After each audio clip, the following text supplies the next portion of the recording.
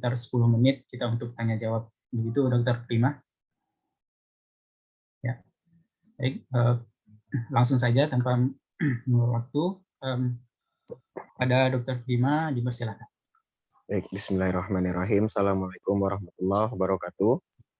Waalaikumsalam warahmatullahi wabarakatuh. Alhamdulillahirrahmanirrahim. Muhammad. Pertama, terima kasih kepada teman-teman panitia yang sudah menyiapkan acara ini dengan bersusah payah dan juga berkenan berbagi kesempatan untuk sharing pada sore ini ya. Terima kasih atas kepercayaannya, terima kasih atas kerja kerasnya. Jadi semoga panitia itu dilimpahkan oleh Allah pahala yang banyak dan tidak putus-putus, dan semoga ini menjadi amal jariah bagi panitia. Juga terima kasih kepada komunitas teman tumbuh Bengkulu. Nah, semoga terus bertumbuh, semoga makin banyak menghadirkan program-program yang seperti ini ke depannya, yang sifatnya berbagi, yang sifatnya membuat orang saling bertemu satu sama lain dan saling mengisi gitu. Karena dalam hidup ya itulah kita, yang saya rasa memang mesti banyak-banyak saling berbagi dan saling mengisi pada yang lain. Baik, dari panitia itu saya diamanahkan waktu 30 menit untuk materi dan kurang lebih 12 menit untuk diskusi. Nah, saya sudah lama sekali rasanya tidak mengisi materi umum seperti ini, jadi mungkin nanti akan jauh lebih hemat waktu untuk materinya, karena biasanya kalau seperti itu sering terlupa, jadi mungkin kita banyakkan di diskusi saja. Apa yang mau ditanyakan, apa yang mau didiskusikan, sama-sama kita pecahkan masalahnya. Ya, baik. Dari term of reference panitia itu ada beberapa sub bahasan. Kalau judul besarnya kan agar Ramadan tetap sehat dan berkah. Nah, kalau untuk tetap sehat, saya mungkin ada kapabilitas untuk membantu menjelaskannya. Tapi kalau untuk tetap berkah itu Allahualam, nggak tahu itu domain saya atau enggak. Jadi untuk tetap berkah nanti dan berkah, ya prior knowledge saya sebagai seorang muslim yang awam ya, nggak sebagai seorang ilmuwan dalam urusan agama. Baik, pertama kita bahas dulu tentang agar Ramadanku tetap sehat dan berkah. Tentu Ramadan ini identik dengan puasa ya, karena Ramadan itu bulan yang banyak sekali ibadah di dalamnya, sampai-sampai nama bulannya itu jadi banyak. Syahrul Siam, bulan puasa; Syahrul Quran, bulannya Al-Quran; Syahrul Ibadah, bulan ibadah, dan seterusnya gitu. Dan Ramadan yang kita kenal bersama itu ibadah yang paling identik dengan Ramadan itu ada beberapa. Yang pertama puasa. Nah, mengikuti dari puasa nanti ada yang kedua, ada tarawih, terus ada juga membaca Quran dan lain sebagainya. Nah, sore ini kita akan coba sedikit membahas tentang puasa. Apa itu puasa? Puasa kalau dari terminologi agamanya sih kita sama-sama udah tahu ya, dari terminologi Islam itu menahan hal-hal yang dapat membatalkan puasa, mulai dari azan subuh sampai azan maghrib, terbit fajar hingga terbenam matahari. Itu namanya puasa. Nah, kalau dari itu puasa paling minimal tuh, puasa untuk yang puasa yang demikian itu terminologi fikih. Kalau tingkatan puasa orang beda-beda ya. Ada puasa orang yang dalam tanda kutip baru masuk Islam. Ya sebatas itu, tidak makan, tidak minum, tidak berhubungan suami istri selama waktu yang ditentukan. Nanti kalau ada puasa orang-orang yang ada orang Islam, kita tahu kan ada tingkatan-tingkatan dalam Islam. Ada puasa orang yang beriman, ada puasa orang yang bertakwa gitu. Nanti puasa orang yang beriman ditambah lagi menjaga tutur kata, menjaga pendengaran, menjaga penglihatannya selama waktu yang ditentukan. Puasa orang yang bertakwa ditambah lagi selain tidak makan minum, tidak berhubungan sama istri, tidak marah-marah, tidak melihat yang dilarang, tidak bergibah, tidak mengunjung sebagainya, juga meningkatkan frekuensi kuantitas dan kualitas dari ibadah. Nah, disitulah nanti orang-orang yang punya ketakwaan di hatinya dengan tingkat ketakwaan yang tentu saja beda-beda, orang-orang itu akan menambah ibadah nanti selain puasa. Nah, termasuk di sana ada sholat malam yang lazim dikenal dengan tarawih gitu. Di sana ada baca Quran, di sana ada apa lagi selama Ramadan yang bisa ditingkatkan, ini sholat sunnah. Ada juga kegiatan mungkin memberi makan orang, misalnya seperti menyediakan takjil dan sebagainya seperti itu. Nah, apa itu puasa? Dari kacamata, kesehatan, puasa itu inti puasa dari kacamata kesehatan adalah menahan nutrisi yang masuk, selama periode tertentu. Nah, terminologi puasa ada beda-beda, beda kamus kedokteran ini, beda dari universitas ini, nanti beda-beda terminologinya, beda istilah. Tapi intinya kalau dari kacamata kesehatan, puasa yaitu puasa ya tidak ada nutrisi yang masuk terutama via ini ya, via oral ya, dari selama periode waktu tertentu. Eee, Biasanya kalau pasien-pasien itu kita puasakan kalau dia yang pertama persiapan operasi, itu biasanya kita puasakan pasien kurang lebih 6 sampai 8 jam. Atau ada pemeriksaan lab, pemeriksaan darah yang memerlukan tindakan puasa supaya, profil hasil labnya itu cenderung stabil, tidak ada yang naik, tidak ada yang turun. Jadi memang stabil, nah itu kita puasakan kurang lebih sekian jam gitu.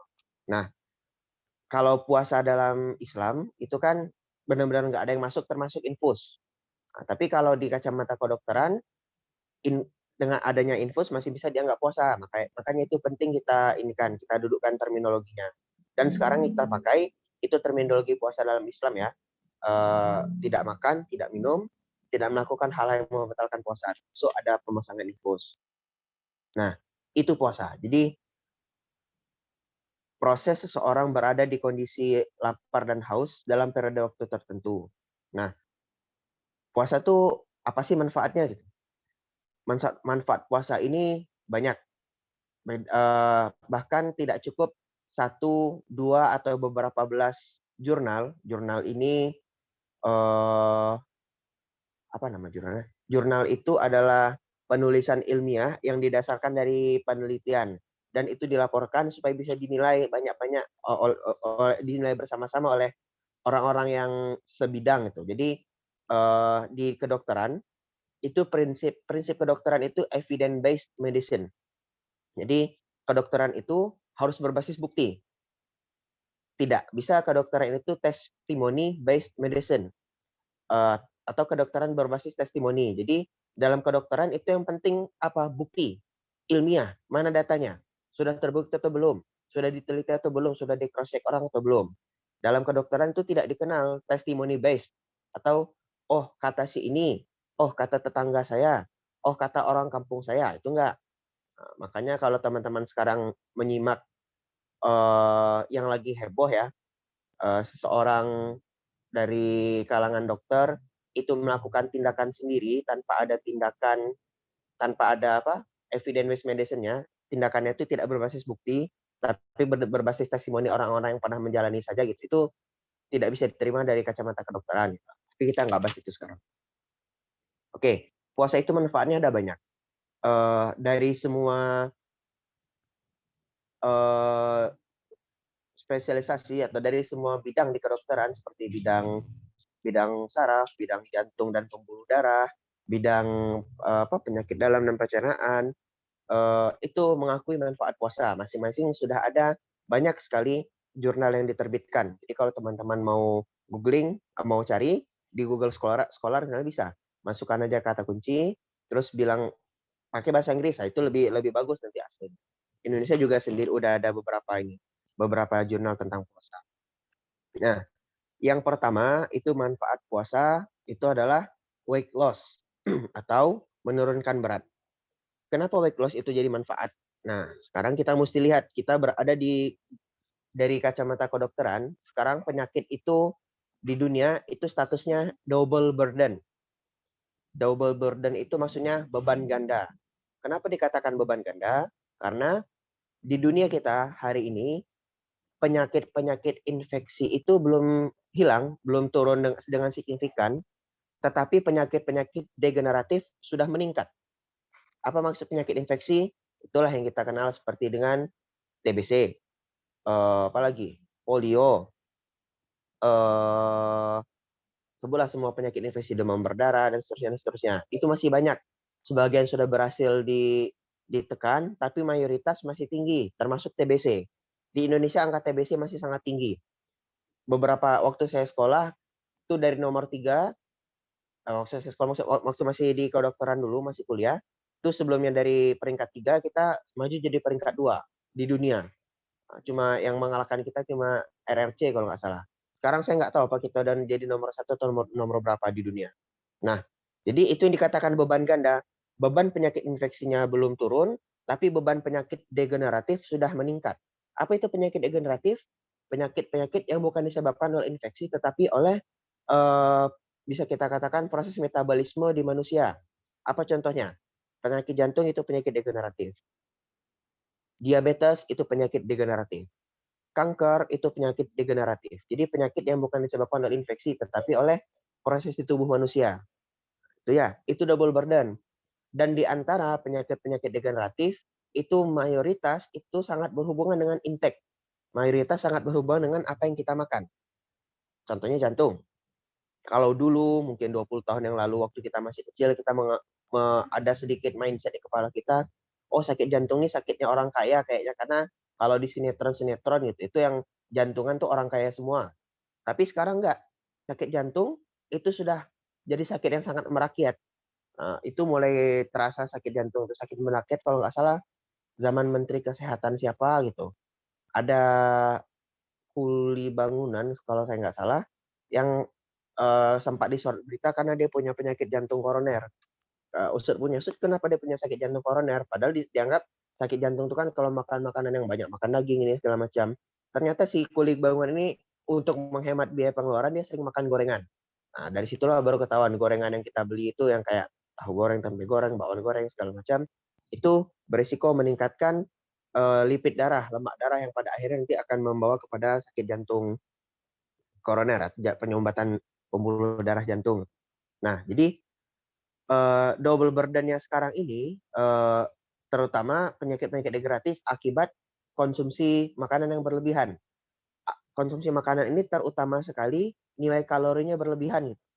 Kalau dulu sekitar 100 tahun yang lalu, orang-orang makan itu masih makan makanan yang alami ya, kalau sekarang istilahnya itu lazim disebut dengan clean food.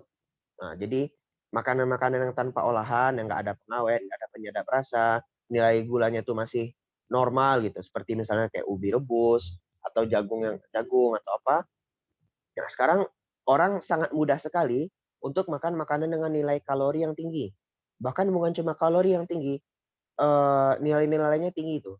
Bahkan bukan bukan lebih mudah ya, lebih tepatnya orang sekarang kesulitan, mayoritas orang di dunia ini, eee, kesulitan untuk menghindari makanan dengan nilai kalori yang tinggi. Sebutlah, keluar dari pintu rumah kita, apa makanan-makanan yang kita temui? Apalagi jam sekarang nih, orang jual banyak untuk buka puasa ya. Yang satu gelas itu nilai kalorinya bisa atau satu kali makan nilainya bisa sampai 300 kilokalori, 500 kilokalori, sementara kita sehari itu cuma butuh sekitar 2.000 kilokalori. Nah, itu baru sekali makan, sehari kadang kita bisa beberapa kali makan. Nah, itu sebabnya, eee, saat ini di dunia, asupan kalori itu sangat mudah sekali didapat, bahkan cenderung sulit dihindari. Nah, efeknya apa? Kalori yang masuk itu seringkali tidak seimbang dengan kalori yang dihabiskan. Intake itu nggak seimbang sama expenditure-nya, sama penghabisan kalori. Dan kita semua saya rasa tahu, kalau banyak kalori masuk, yang dibakar nggak seberapa, maka akan disimpan menjadi lemak. Lemak disimpan, hari disimpan, besok disimpan, minggu depan disimpan, berbulan-bulan disimpan, akhirnya jadi naik berat badan orangnya. Naik berat badan yang berketerusan menjadi kegemukan, bahkan mengarah ke obesitas. Nah, manfaat pertama puasa itu tadi weight loss, jadi menurunkan berat badan. Kenapa bisa menurunkan berat badan puasa? Karena dengan kita berpuasa biasanya, lazimnya, intake-nya itu berkurang, paling nggak setengahnya. Kalau nggak berkurang intake-nya ya paling nggak samalah, nggak akan lebih dari hari-hari biasa gitu. Kecuali orang yang ketika puasa justru dia berpesta pora pas di jam-jam tidak berpuasanya, itu lain cerita. Tapi secara umum, puasa itu bermanfaat untuk weight loss, menurunkan berat badan. Yang mana weight loss ini akan berdampak kepada aspek kesehatan yang lain. Dengan turunnya berat badan, itu seseorang, nanti dari kesehatan sendinya menjadi lebih baik, karena sendinya tidak menerima beban-beban yang terlalu berat secara terus-menerus. yang dengan turun berat badan ini lingkar perutnya menurun, nanti bisa menurunkan tekanan darah, dari sebelum tekanan darahnya mungkin cenderung tinggi menjadi lebih stabil gitu. Yang dengan turun berat badan ini dia, jadi lebih aktif, jadi nggak mudah ngantuk, dan lain sebagainya gitu ya. Itu manfaat pertama puasa, weight loss. Yang kedua itu, puasa ini berdampak secara endokrinologi alias apa, berdampak secara aspek hormonalnya. Apa itu hormon? Hormon itu senyawa kimia yang dikeluarkan oleh kelenjar-kelenjar tertentu di tubuh yang dia berguna untuk proses-proses di dalam tubuh. Beda hormon, beda proses. Beda kelenjar, beda hormon. Salah satu hormon yang terdampak baik untuk akibat puasa ini adalah hormon insulin. Jadi insulin ini mungkin udah sering dengar ya. Insulin ini hormon yang dihasilkan oleh kelenjar pankreas, terutama sel betanya. Apa guna insulin? Insulin ini ibarat kunci untuk membuka pintu sel supaya gula yang kita makan, kalori yang kita makan, misalnya kita makan nasi, nasi dicerna menjadi glukosa, glukosa itu diserap oleh usus ini kan, masuk ke peredaran darah. Dari darah ke dalam sel itu ada pintunya, pintunya yang bisa buka cuma insulin. Nah, kalau orang banyak makan, otomatis glukosa di darahnya banyak. Glukosa di darahnya banyak, selnya yang perlu dibukakan pintu jadi banyak. Jadi perlu insulin banyak. Jadi intinya orang banyak makan, insulinnya perlu banyak, pankreasnya bekerja semakin berat. Nah, dengan kita puasa, intake berkurang, jadi nggak perlu banyak insulinnya, turun kebutuhan insulin badan. Otomatis kita memberikan kesempatan kepada pankreas untuk beristirahat. Nah, apa dampak dari ini? Yang pertama, menurunkan resiko kerusakan sel pankreas yang akan berdampak kepada menurunkan resiko diabetes mellitus. Nah, diabetes yang diakibatkan oleh kerusakan pankreas. Diabetes ini ada beberapa jenis, ada 4. DM tipe 1, DM tipe 2, DM gestasional atau dalam kehamilan, dan DM tipe lain. DM tipe 1 itu karena sel pankreasnya tidak bisa lagi menghasilkan insulin. DM tipe 2 itu karena insulin bisa dihasilkan, tapi sel-sel kita sudah tidak sensitif kepada insulin. Nah, jadi udah loss ibarat kuncinya gitu. Nah, jadi puasa tadi selain menurunkan beban kerja pankreas juga meningkatkan sensitivitas sel-sel kita terhadap insulin. Nah, kalau sebelumnya perlu insulin sekian, 2x misalnya untuk memasukkan gula, mungkin sekarang bisa perlu X atau lebih rendah daripada itu. Jadi lebih bagus ininya. Itu ya manfaat puasa. Waktu udah 15 menit ya. Itu manfaat puasa yang kedua ya. Mengistirahatkan pankreas dan meningkatkan sensitivitas insulin yang pada akhirnya akan mengurangi risiko diabetes. Nah, terus ini karena waktu udah jalan saya pukul ini, saya main cepat aja. Yang ketiga itu meningkatkan metabolisme. Nah, kenapa? Karena ketika kita puasa, sebelumnya tubuh kita terbiasa oleh asupan gula yang banyak dan sering, terus tiba-tiba di stop nih asupan nutrisinya. Karena di stop, tubuh kita akan membaca, kok kayak ibarat mahasiswa lah. Kalau sebelumnya sering dapat uang mudah, sekali waktu misalnya uangnya jadi susah, dia akan belajar segala macam cara untuk menghemat dan mengefisienkan pemakaian. Seperti itu juga badan kita. Karena glukosa yang masuk untuk sementara waktu nggak ada, badan kita akan berusaha menggali ini simpanan energi yang ada di lemak. Nah, otomatis karena jadi ada proses metabolisme itu ada dua ya, ada anabolisme, ada katabolisme. Anabolisme itu penyusunan dari sebelumnya yang masuk disimpan, itu anabolisme. Jadi kalau kita makan energinya masih nyisa, itu disimpan, itu anabolisme. Nah, kalau kita nggak makan, kita perlu memecah cadangan energi dari badan, itu katabolisme, pemecahan. Jadi lemak-lemak yang ada di badan kita itu akan diaktifkan untuk menjadi energi. Nah, itulah proses metabolismenya meningkat. Ya. Terus yang selanjutnya yang keempat, itu gula darah kita akan cenderung menurun. Nah, jadi manusia itu punya rentang normal gula darah. Batasnya itu dianggap sampai 200 mikrogram per desiliter biasanya. eee, orang yang puasa itu akan dianggap normal gula darahnya kalau di bawah 126, rentang 76 sampai 126 itu rentang gula darah orang puasa. Di bawah itu dikatakan hipoglikemi atau gula darah rendah. Jadi rendah itu nggak bagus, terlalu tinggi juga nggak bagus. Jadi kita punya batas normal. Nah, untuk orang puasa, itu gula darahnya akan cenderung turun. Nah, gula darah yang cenderung turun ini tidak di bawah, tidak hipo ya, tapi masih dalam batas normal rendah. Itu banyak dampak bagusnya. Yang pertama, membiasakan badan kita dengan gula darah yang tidak terlalu tinggi.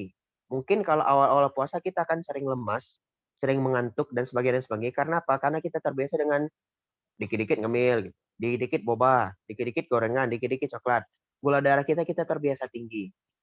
Dengan kita berpuasa, badan akan beradaptasi untuk bisa tetap on, tetap bagus dengan kondisi gula darah yang nggak tinggi-tinggi amat.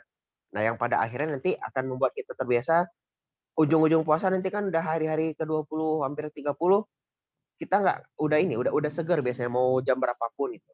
Nah, jadi dengan puasa ini gula darah kita akan turun yang mana akan mendidik badan kita untuk terbiasa dengan gula darah yang tidak perlu tinggi terus. Yang selanjutnya yang kelima itu menurunkan aktivitas inflamasi. Inflamasi ini apa? Inflamasi ini peradangan.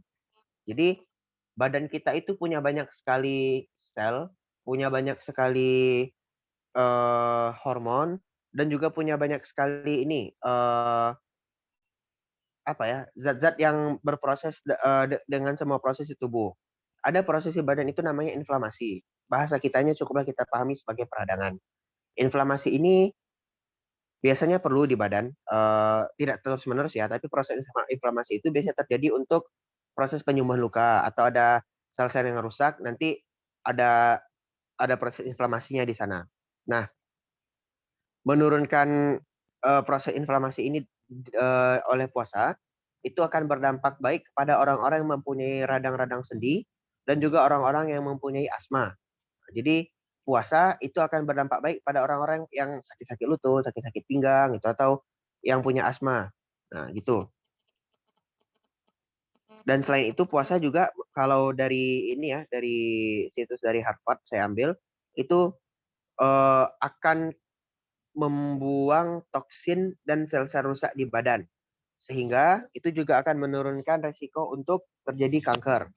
Nah, dan yang terakhir itu akan enhance brain function kalau bahasa di jurnalnya, alias meningkatkan fungsi otak. Nah, jadi kalau selama ini orang beda-beda. Jadi setiap orang itu beda-beda dan perbedaan itu akan makin menjadi-jadi ketika gaya hidupnya juga makin berbeda-beda. Nah, sebagian orang itu baru melek, baru bisa mikir, baru bisa belajar, baru bisa kerja kalau di depan dia itu ada minuman manis, ada makanan manis atau apa gitu. Dan itu kebiasaan yang nggak bagus karena kecanduan gula nanti jatuhnya. Dengan puasa, seperti halnya tadi kita terbiasa menurunkan gula darah tadi sudah saya katakan sebelumnya, itu fungsi otak seseorang ini bisa meningkat. Jadi kenapa bisa meningkat? Karena dia nggak perlu bahan bakar yang banyak untuk bisa fungsi optimal gitu. Dia akan terbiasa dengan bahan bakar yang tidak terlalu banyak betul. Nah, itu ya. Itu sekelumit manfaat puasa. Nanti bisa bisa kalau mau baca bisa dicari-cari lagi bagaimana manfaat puasa dari aspek-aspek saluran pencernaan, aspek-aspek kesehatan jantung, aspek-aspek pasien-pasien dengan masalah apa persarafan gitu. Jadi kalau masalah persarafan ini saya kasih bocorannya sedikit. Ada jurnal yang mengatakan pasien-pasien dengan post stroke ya, pasien-pasien yang baru mengalami stroke setelah sekian waktu tertentu, ketika dicoba intermittent fasting, puasa dalam waktu tertentu, proses pemulihannya itu sedikit lebih cepat daripada pasien-pasien yang tidak menjalani puasa. Nah, tapi ini sebelum diterapkan ke pasien, sebelum menjadi metode penyembuhan, metode ini harus melalui ini lagi percobaan-percobaan yang lebih lebih intens, memantauan yang lebih baik lagi gitu. Jadi nggak bisa langsung dipukul rata. Tapi intinya itu, sampai hari ini manfaat puasa yang ditemukan sudah seperti itu, sudah sedemikian banyak. Yang saya sampaikan baru sebagian, yang belum saya sampaikan jauh lebih banyak, dan yang belum terkupas itu juga mungkin jauh lebih banyak lagi. Ya, lanjut, bagaimana pola hidup sehat selama kita berpuasa? Nah, kalau bicara pola hidup, maka kita harus mengenal yang namanya irama sirkadian atau circadian rhythm. Jadi badan kita itu punya jadwalnya, jadwal biologisnya. Nah, jadwal biologisnya tuh eh, mulai dari tidur sampai tidur lagi. Ya, jadi memang 24 jam. Jadi eh, irama sirkadian ini dipengaruhi oleh banyak faktor. Yang pertama, lingkungan tempat kita tinggal gitu. Orang dengan iklim berbeda punya irama sirkadian yang berbeda. Orang dengan makanan-makanan berbeda punya irama sirkadian yang berbeda. Orang dengan pekerjaan berbeda, aktivitas fisik berbeda, dan semua perbedaan lah itu akan menyebabkan irama sirkadian yang berbeda. Tapi ada garis besar irama sirkadian secara umum. Nah, biasanya nanti mulai jam 3 sampai jam 5 pagi itu tubuh akan mulai bangun. Nah, setelah itu nanti pagi itu eh, bagus untuk pencernaan, bagus untuk belajar. Untuk siang nanti fungsi tubuh agak sedikit menurun. Memang kita perlu istirahat sedikit. Biasanya tidur siang sebentar, sekitar setengah jam, 1 jam paling lama. Nah, terus untuk sore nanti itu bagus lagi untuk aktivitas fisik. Nah, nanti kalau udah malam udah mulai menurun, udah mengarah ke tidur. Itu irama sirkadiannya. Pola hidup yang sehat itu pola hidup yang tidak menyalahi irama sirkadian masing-masing, ya. Pola hidup yang sehat itu pola hidup yang tidak berselisih, tidak mengganggu irama sirkadian masing-masing. Jadi kalau kita bulan puasa ini kan kita bangunnya lebih awal daripada biasanya ya, jam-jam kalau kita sahur subuh jam 5 mungkin kita akan bangun jam 4. Jangan bangun jam 4 untuk sahur. Nah, nanti kita berpuasa kurang lebih 13 jam, terus berbuka. Nah, nanti malamnya kita ibadah tarawih. Nah, yang mesti diatur dalam pola hidup ini, pola hidup sehat selama berpuasa ini yang pertama jam tidurnya. Jadi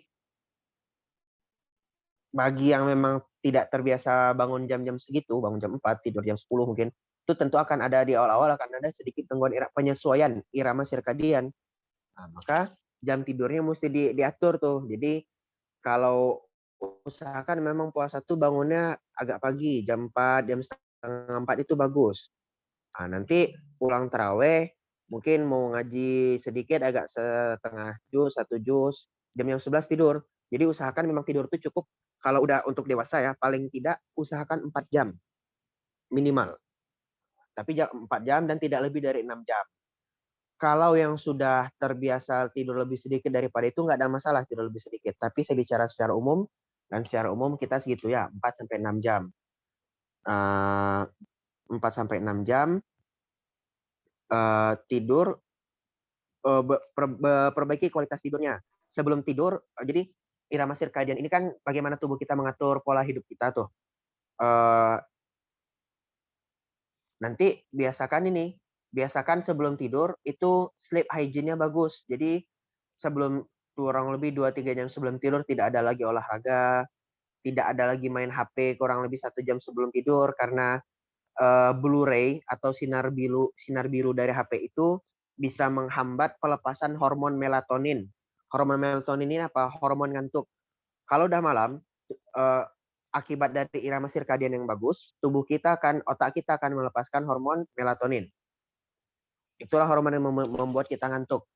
Nah, kalau kita main HP malam atau lampunya hidup sebelum tidur atau masih nonton TV segala macam, hormon melatonin terhambat. Jadi itu kenapa kadang kalau kita main HP kita nggak terlalu cepat ngantuk. Nah, itu nanti berefeknya ke belakang. Pas pagi kita nggak segar, siangnya kita masih ngantuk karena ada hutang tidur sedikit pas malam gitu. Jadi perbaiki sleep hygiene-nya itu. Kalau bisa tidur dalam keadaan kamar yang sejuk, badannya segar gitu ya. Terus yang pertama pola hidup, selain dari itu aspek tidur, yang kedua aspek makanan. Nah, selama puasa itulah kesempatan kita memperbaiki pola makan kita. Hindari pola makan yang tinggi kalori dan sebisa mungkin kalau bisa makan itu kembalilah ke clean eating. Pola makan yang ini, yang apa? makanan itu tidak melalui banyak proses pengolahan. Jadi intinya apa, makanan pabrikan usahakan jauhi. Kalau bisa makan makanan yang 1 atau 2 kali proses olah, atau kalau bisa nggak olah sama sekali bagus, misalnya pakai kurma. Kurma kan nggak banyak proses pengolahan tuh, cuma dipetik, masuk masuk kotak, divakum, udah selesai. Seperti itu. Atau ya kayak kalau tradisionalnya ada cincau ya, ada cincau, ada kolang-kaling, itu bagus. Kenapa? Proses olahannya harusnya tidak banyak. Kecuali ada penjual-penjual nakal yang bermain, dia kasih zat-zat pengawet segala macam, itu susah gitu ya. Terus pas di antara pola hidup sehat ini, pola makan, jadi pas berbuka, kita mulai dari sahur lah mungkin ya. Waktu sahur supaya kita kuat seharian, itu usahakan makan makanan yang pertama berserat, yang kedua tinggi protein, dan yang ketiga kalori cukup. Saya tidak bilang tinggi, tapi kalori cukup. Nah, apa aplikasinya?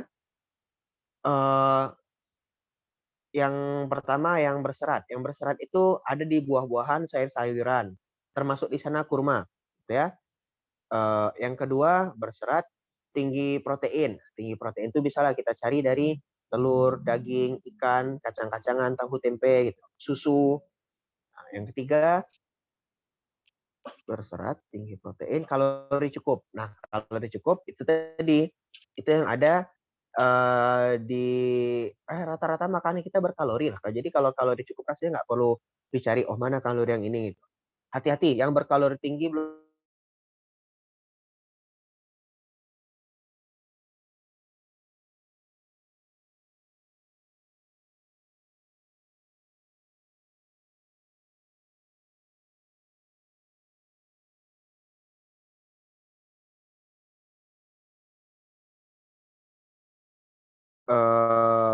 Dan juga selama puasa hindari banyak tidur.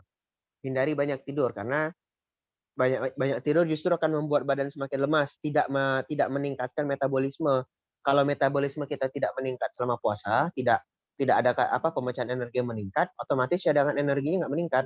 Jadi ketika kita tidur, metabolisme tuh nggak sebagus ketika kita bangun nih.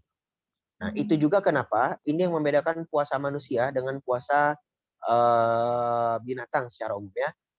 Binatang kalau kita perhatikan secara umum, saya baca dari jurnal-jurnal biologi, rata-rata binatang yang berpuasa itu tidur.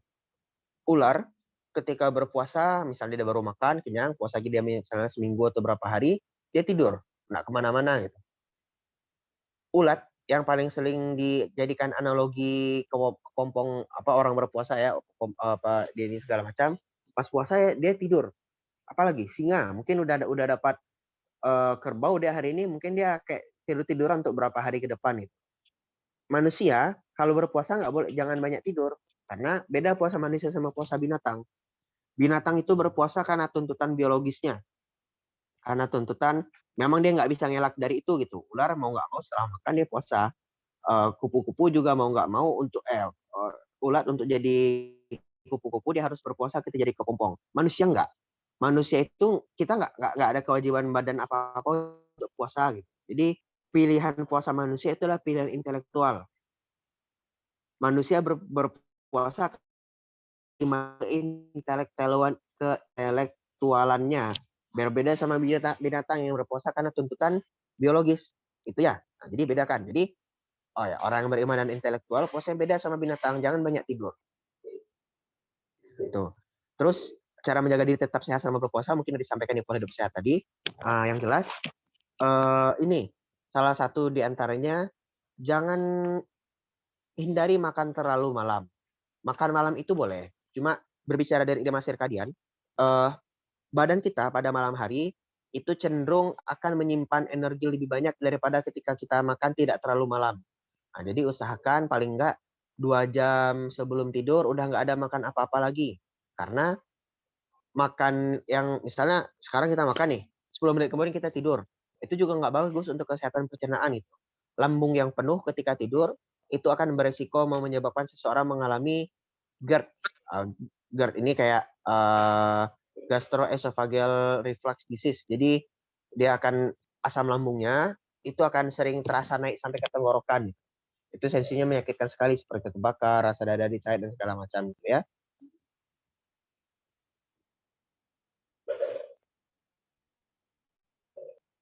Ya, saya rasa itu ya.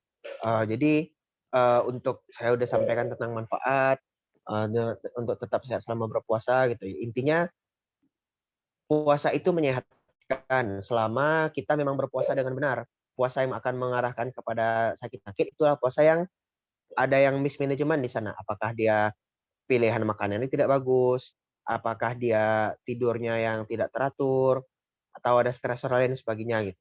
Mungkin sudah terlalu lama saya bicara. Ini kayaknya bisa lanjut didiskusi, dikembalikan kepada moderator. Terima kasih. Assalamualaikum warahmatullahi wabarakatuh. Waalaikumsalam warahmatullahi wabarakatuh. Terima kasih Dokter Prima atas materinya yang sangat lengkap ya, dan juga bernutrisi bagi kita. Mungkin kita lanjutkan ke sesi diskusi. Ini sudah ada beberapa yang raise hand, dan dari komen juga ada. Kita dahulukan untuk teman-teman yang raise hand terlebih dahulu. Ini silakan kepada Kak Solika. Silakan Kak. Ya, baik. Terima kasih atas waktunya. Assalamualaikum, perkenalkan nama saya Soliha. Tadi sempat disinggung oleh dokter tentang masalah GERD. Jadi ada kenalan saya juga asam lambung seperti itu.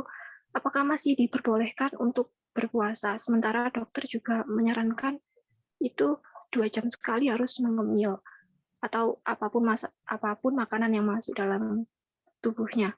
Kemudian juga pola makan yang cocok untuk penderita asam lambung seperti itu dalam menjalankan puasa bagaimana? Terima kasih, dokter.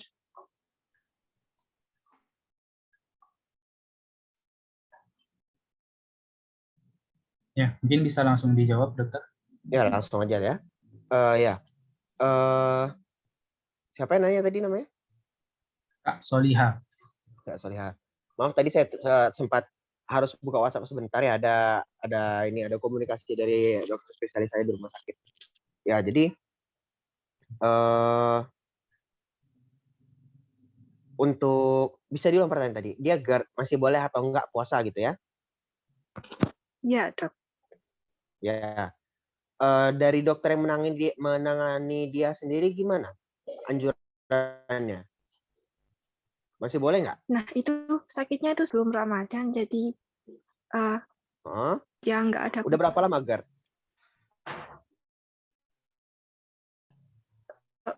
Tahu juga, dok. Soalnya pas 2021 itu akhir itu juga sempat kambuh juga. Ya. Nah, jadi saya coba jawab ya. Jadi jawaban paling bagus itu sebenarnya dari dokter yang menangani pasien karena dia yang tahu kondisi pasiennya secara lengkap. Kalau saya kan cuma tahu sekelumit gitu ya. Tapi secara umum pasien GERD masih bisa berpuasa. Orang-orang dengan GERD itu secara umum masih bisa berpuasa selama memang masih sanggup oleh lambungnya untuk menahan itu gitu.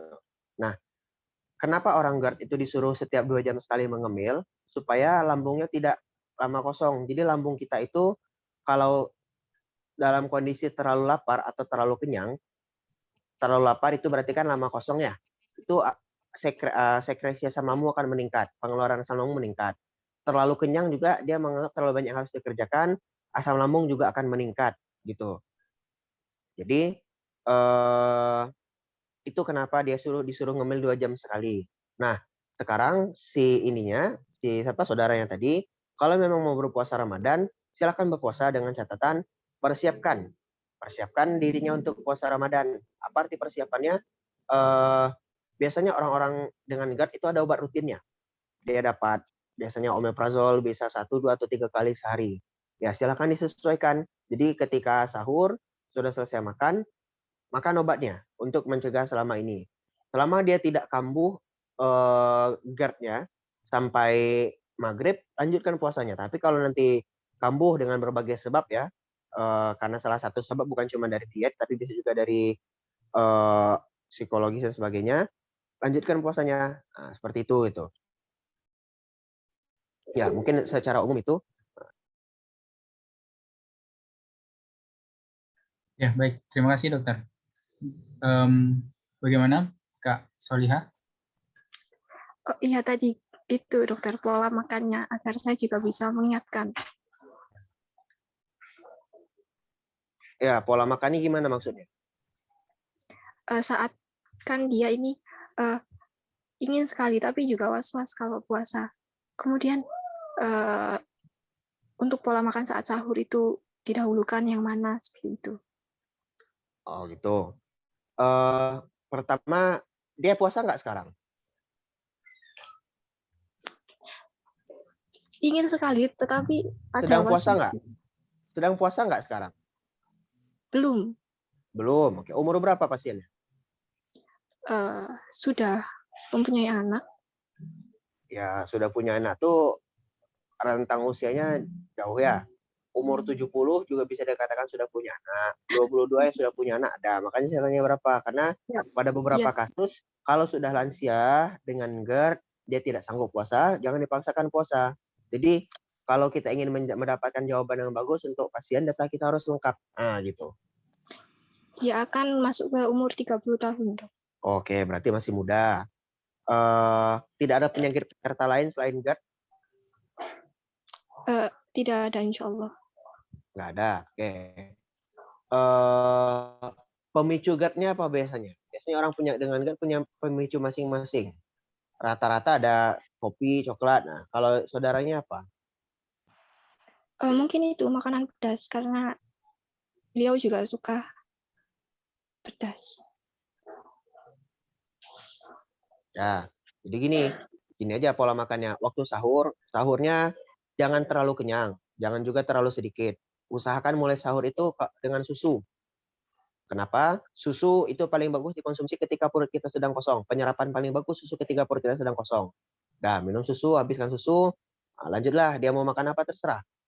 Selama bukan patang GERD-nya. Kalau saya pribadi, saya sahur cukup 3. Oat, susu, kurma, selesai. Saya nggak pakai sahur-sahur yang lain, dan itu biasanya cukup tahan. Nggak lapar sampai apa. Gitu. Nah, jadi soalnya tadi selesai susu, kalau memang biasa sahur, silakan makan nasi, tapi jangan terlalu kenyang. Kalau bisa sahur dengan kurma saja, silakan makan kurma saja nggak apa-apa. Kalau bisa sahur dengan roti, kasih sahur roti nggak apa-apa. Yang penting hindari pantangannya tadi dan jangan sampai terlalu kenyang. Pas ketika berbuka juga seperti itu. Berbuka itu paling bagus pertama dengan kurma. Setelah itu air putih. Nah, setelah itu baru yang lain-lain. Hindarilah segala macam yang ada kafein dan sifatnya asam dan pedas. Jadi berbukanya nggak usah disuruh makan gorengan. Karena biasanya pakai cabai kan. Nggak usah juga disuruh makan minum teh. Teh hindari kalau dia punya GERD. Gitu. Coklat-coklat juga jangan. Jadi usahakan yang netral-netral aja. Seperti itu. Dikembalikan.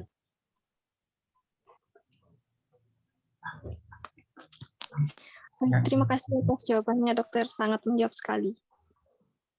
Ya, sama-sama.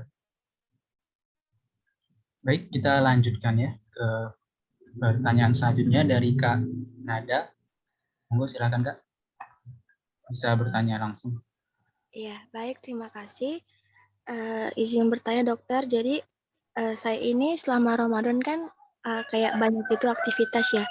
Nah kadang tuh baru dari sahur jangka waktu 4 jam gitu kadang udah lemes banget rasanya kayak udah sakit banget perutnya gitu kayak susah nahan lapar gitu. Nah mungkin menurut dokter nutrisi apa sih yang bisa saya konsumsi gitu supaya kalau pas puasa agak lebih lama gitu.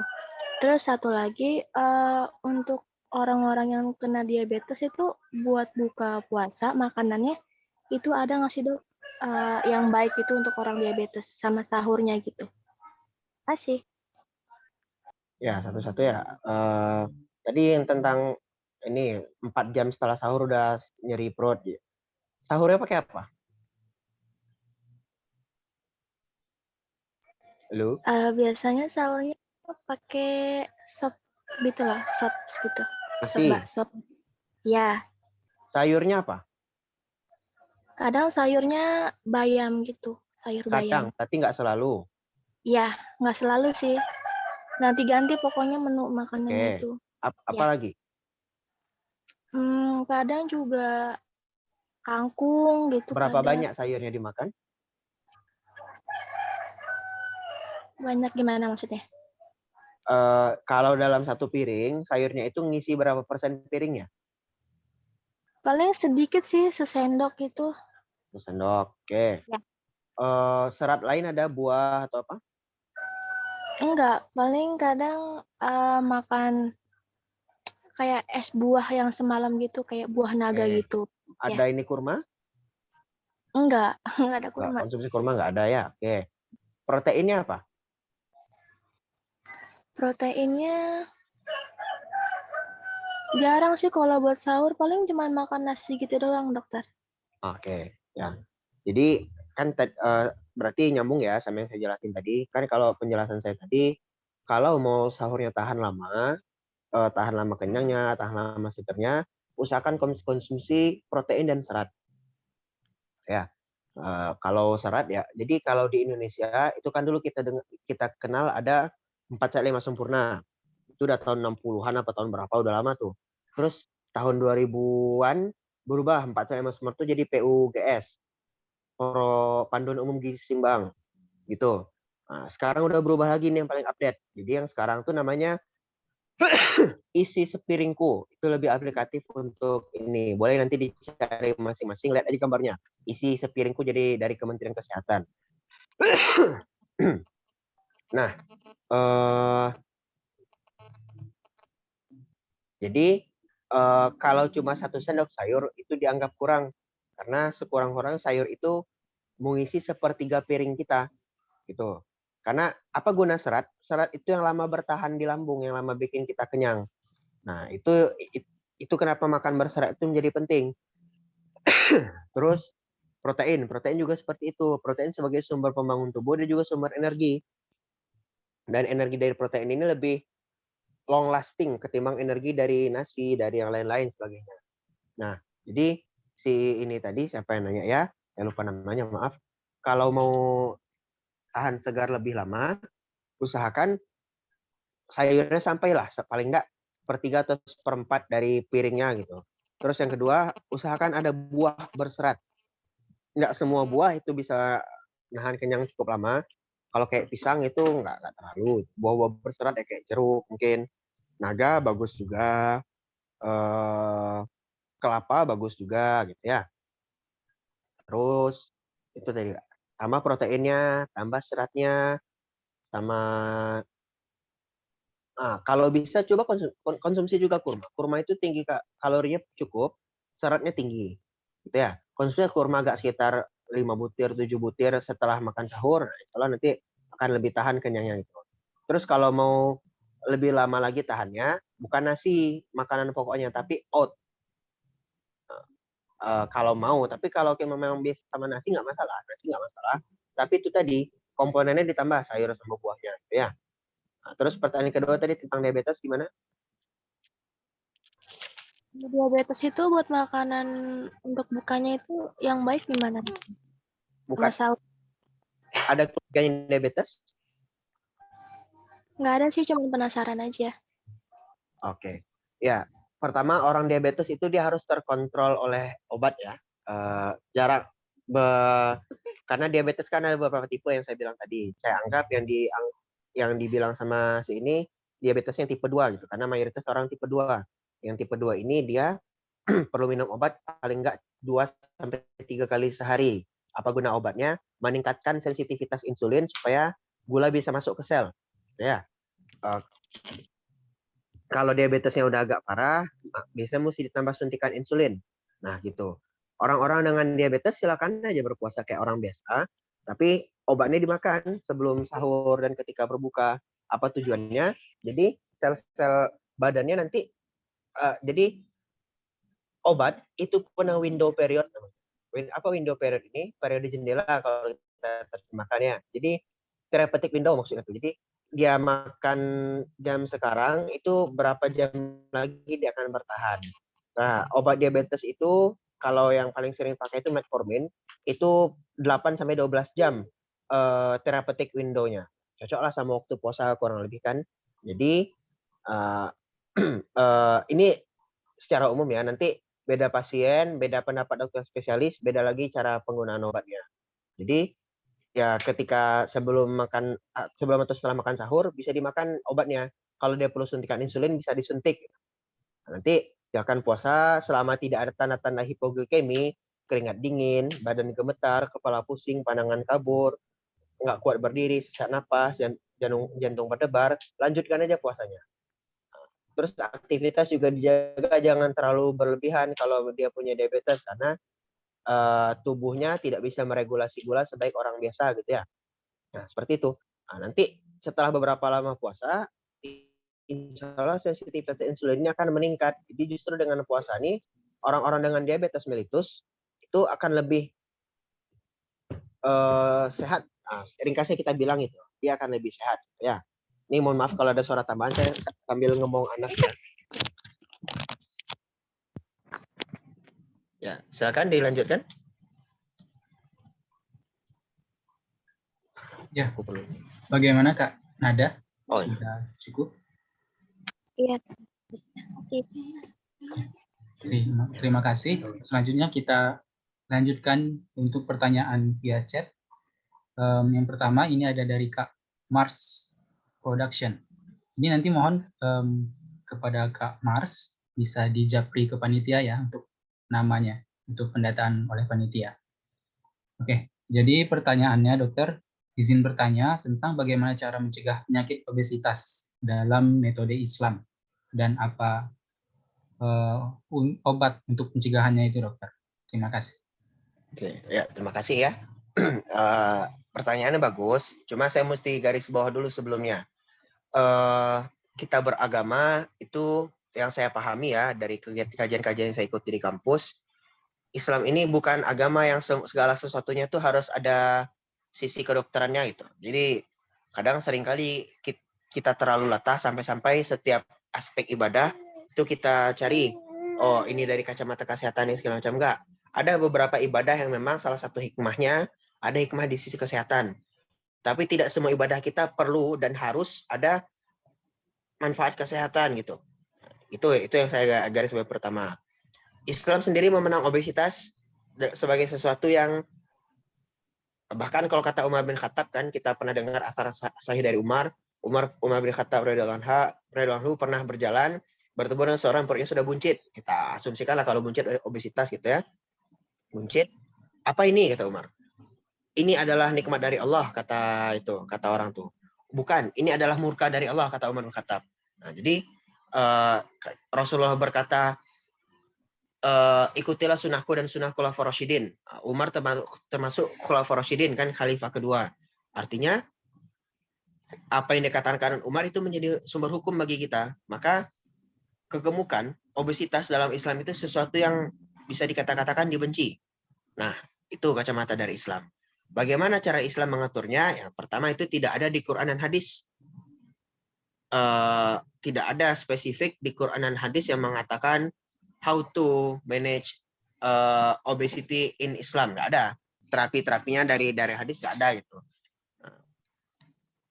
Yang ada pedoman umum di Quran itu fas'alu ahla dzikri in kuntum la ta'lamun. Bertanyalah kepada orang yang mengetahui jika kamu tidak mengetahui. Nah, itu secara umumnya. Nah, untuk pencegahan secara umum pola hidup, kalau kita bisa mengikuti pola hidup sehat dari Islam, itu kita nggak akan obesitas. Saya sendiri sekarang statusnya sedikit overweight dan masih dalam proses menurunkan berat badan gitu. Nah, di Islam, jadi kenapa bisa sampai orang tuh obesitas? Sederhana. Benar-benar sederhana sebabnya seharusnya. Inti dari obesitas itu atau kegemukan itu ketika intake itu jauh melampaui dari energi expenditure. Jadi energi yang masuk itu jauh lebih tinggi daripada energi yang keluar. Nah, kenapa? Jadi berarti makan kita lebih banyak daripada kegiatan kita. Nah, kalau dalam Islam kan sederhana. Makanlah ketika lapar, hadisnya ya. Makan ketika lapar, berhenti sebelum kenyang. Jadi bukan makan sebelum lapar, berhenti sebelum kenyang. Seolah-olah kita tidak perlu memenuhi nafsu. Bukan. Yang saya pahami dari kata ustaz-ustaz saya di kampus dulu, memenuhi nafsu itu berpahala selama dilakukan dengan cara-cara yang dihalalkan Allah. Termasuk makan. Nah, jadi bahkan dalam Islam itu sunnahnya tunggu lapar dulu, baru makan. Tapi sebelum kenyang berhenti.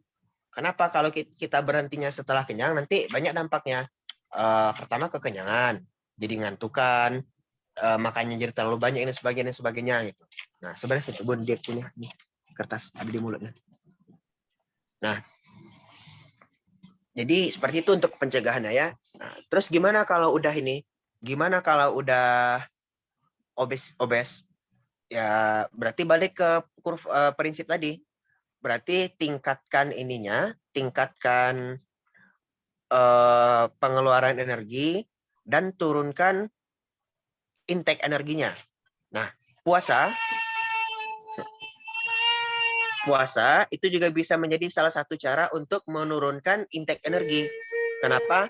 Setidaknya ketika kita berpuasa, puasa Ramadan ya, itu kita akan tidak makan selama kurang lebih 13 jam. Zero kalori intake selama 13 jam.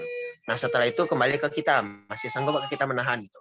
Makanya, tips berpuasa kalau mau turun berat badan, pas buka puasa, itu usahakan makan makanan yang seratnya banyak. Kenapa gitu? Makanan yang seratnya banyak, itu biasanya, jadi serat itu identik dengan volume. Kita itu akan kenyang ketika volume perut kita terpenuhi gitu. Nah, serat itu biasanya volumenya besar, kalorinya sedikit. Buah, sayur itu seperti itu. Jadi kalau mau diet, makanlah makanan yang banyak serat dan kalorinya sedikit. Nah, jadi salah satu balik ke cerita tadi, gimana caranya bisa ini untuk obesitas disembuhkan dari Islam. Pertama, ya dari Islam yang benar nggak ada ya panduannya, tapi yang bisa kita adopsi dari Islam cara-cara yang pertama, perbanyak puasa. Sekarang itu metode diet ada macam-macam, ada OCD, obsessive compulsive diet, ada diet ketogenik, dia nggak makan glukosa, dia cuma makan protein dan lemak. Ada intermittent fasting. Puasa Ramadan ini mirip dengan intermittent fasting. Bedanya orang intermittent fasting itu masih bisa makan makanan yang zero kalori seperti es batu, air putih, mereka masih boleh minum gitu. Tapi kalau puasa kita kan enggak. Nah, jadi bikin ini window period, jam berapa boleh makan, jam berapa nggak boleh makannya. Kalau dari penelitian orang-orang barat yang saat ini mereka laporkan yang bagus itu fasting periodnya itu termasuk waktu tidur. Jadi mereka lebih suka makannya tuh sekitar jam 7 pagi, mulai berhenti makan nanti jam 3 atau jam 1 siang. Nah, terus dari jam 3 sampai besok pagi lagi mereka puasa. Di Islam sebaliknya. Kenapa? Itu tadi mungkin adalah berhubungan dengan orang Islam tidak berpuasa sambil tidur-tiduran. Orang Islam pas berpuasa justru banyak karyanya. Perang Badar, itu pas puasa, pas bulan Ramadan, dan seterusnya. Kita juga sering dengar mungkin ya. Nah, jadi balik ke tipsnya yang aplikatif. Yang pertama, kalau memang ada yang obesitas, saran saya yang pertama, berpuasalah. Puasa, niatnya puasa intermittent. Kalau mau sambil puasa Daud, boleh nggak apa-apa. Puasa Daud kan hari ini puasa, besok nggak. Puasa besok nggak, selang-seling gitu ya. Yang berpuasa. Yang kedua, tengok obesitasnya udah grade berapa. Grading obesitas itu ada sampai 4 kalau saya nggak salah. Olahraganya itu lakukan olahraga yang non-weight bearing exercise. Jadi olahraga yang tidak memberikan impact atau dampak ke sendi gitu. Karena orang yang beratnya 150 kilo misalnya, jelas obesitas, ya selama tingginya normal ya. Kalau tingginya 3 meter, beratnya 150 mungkin nggak obesitas ya. Kalau dia tingginya normal, 160, 170, beratnya 150, itu bisa obesitas grade 3 atau grade 4 mungkin ya. Nah, olahraganya, energical expenditure-nya itu nggak bisa kayak jogging, atau skipping atau apa, nggak bisa. Dia harus olahraga yang minimal impact ke sendinya. Apa seperti misalnya berenang, main sepeda, nge-gym nge-gym ini apa ya? Weightlifting, angkat beban dengan posisi-posisi tertentu, itu bisa gitu. Nah, seperti itu. Nah, jadi intinya kalau ada yang mengalami obesitas, cara menurunkan yang pertama, kurangi asupan energi. Cara paling mudah, ikuti pola puasa. Terus yang kedua, perbanyak aktivitas pengeluaran energi dengan olahraga yang tidak memberikan impact kepada sendi gitu ya. Karena dampak lain obesitas selain dia gemuk, selain punya dampak kepada sistem kardiovaskular atau jantung dan pembuluh darah, dia juga punya dampak kepada sistem muskuloskeletal, yaitu sendi. Sendinya itu akan tertekan karena berat badannya tertekan, karena badannya berat gitu, lebih dari kapasitas sendi pada umumnya. Lama-lama ini yang akan menyebabkan artritis atau radang sendi, osteoartritis. Orang ngomongnya rematik, tapi bukan. Rematik itu ada faktor autoimunnya. yang benar sebenarnya artritis atau radang sendi. Ya, seperti itu. Semoga menjawab pertanyaannya. Dikembalikan. Terima kasih, dokter. Baik. Mungkin kita lanjut ya ke pertanyaan selanjutnya. Ini dari ada Kak Dini Kamilia. Ini tentang rekomendasi makanan sahur untuk orang yang MAH, dokter. Ini apa sama dengan yang awal tadi atau berbeda penanganan gitu, dokter? Gimana? Rekomendasi makanan untuk sahur bagi penderita MAH. Sama aja ya, sama-sama yang GERD tadi. MAH itu bahasa awam kita, ya sebenarnya MAH itu dyspepsia syndrome. Sindrom itu kumpulan gejala, sebabnya masih banyak, masih perlu diidentifikasi. Tapi secara umum sama seperti penjelasan saya tentang yang GERD tadi ya, jangan makan yang asam, yang pedas, yang bersifat berkafein, terus banyak makan yang berserat, yang berprotein, itu juga kalau perlu konsumsi obat obat MAH-nya silakan dikonsumsi. Ya. Ya, baik. Jadi kurang lebih sama ya, Kak. Ya, kurang lebih sama. Baik.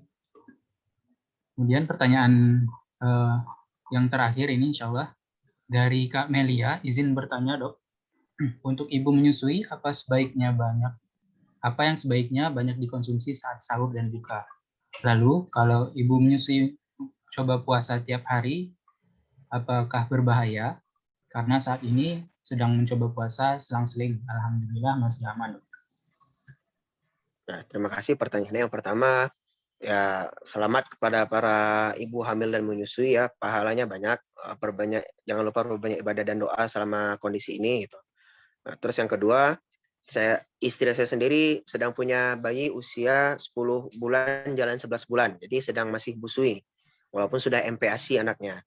Nah, jadi kalau untuk ibu menyusui silakan nilai kondisi badan masing-masing karena ketika menyusui itu kan kita selain memberi makan diri sendiri juga memberi makan manusia lain ya, manusia lain yang bukan kebetulan, yang memang Allah takdirnya jadi anak kita.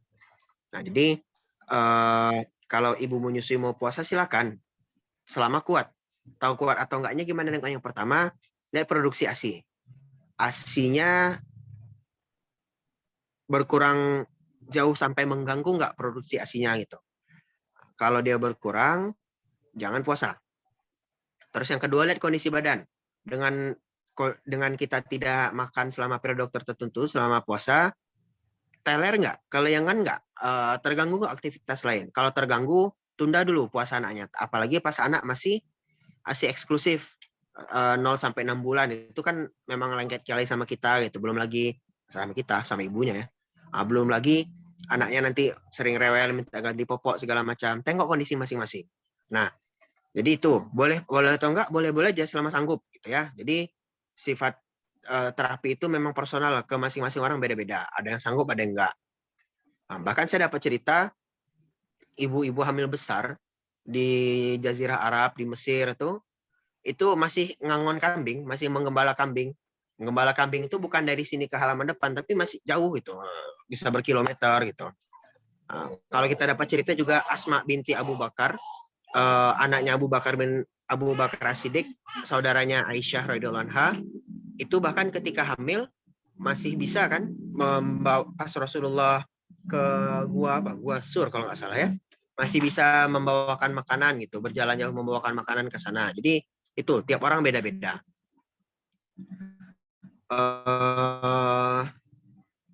Terus kalau nggak salah pertanyaan tadi apa yang bagus dikonsumsi gitu ya. Kalau ibu hamil agak beda dietnya sama orang biasa. Yang pertama, diet orang biasa juga dikerjakan.